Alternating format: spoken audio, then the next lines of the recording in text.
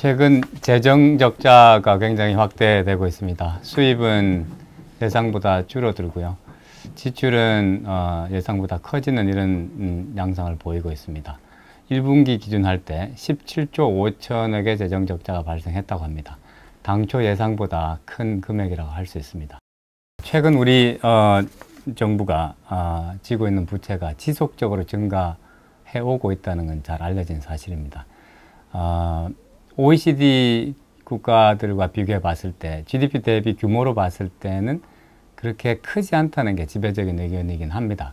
또 우리나라 재정적자 규모의 문제는 이게 굉장히 지속적으로 급속히 증가하고 있다는 게 문제가 됩니다. 그래서 아직 절대 수준에서는 굉장히 우려할 수준은 아니라고 할 수 있겠지만 이 급속히 늘어나는 추세를 봤을 때 얼마 지나지 않아서 큰 문제가 되지 않을까 이렇게 하고 있습니다.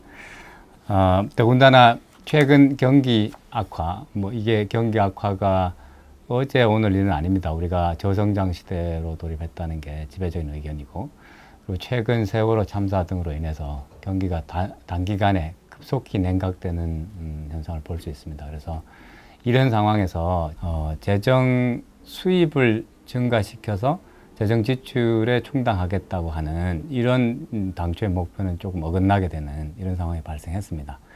그래서 이 좀 빨리 증가하는 재정 적자 문제를 해결하기 위해서는 수입 증가는 크게 기대할 수가 없을 것 같고 지출을 줄이는 혹은 기존의 지출을 재구조 조정해서 필요한 재정에 충당하는 재정 수요에 충당하는 이런 방법을 쓸 수밖에 없을 것 같습니다.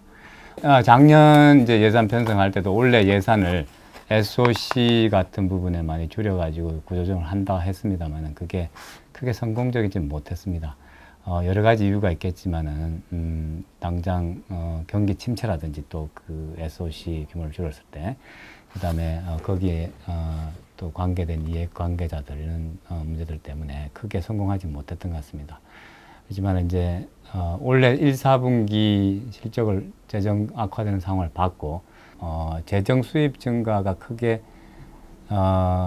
성공적이지 못하는 예상을 하고 있기 때문에 재정 지출을 그 어느 때보다도 조금 엄격하게 재구조 조정하고 지출을 줄이는 이런 전략을 쓰는 수밖에 없는 시점에 와 있는 것 같습니다. 그래서 내년 예산을 편성할 때는 이런 점을 더 고려해서 재정 지출 구조를 통해서 재정 건전성을 유지할 때 우리가 예전과 같은 그런 경제 위기나 그 다음에 구조조정 같은 문제가 닥쳤을 때 재정으로서 그 문제를 좀 완화할 수 있는 이런 여지가 있기 때문에 그런 게 필요한 것 같습니다. 네.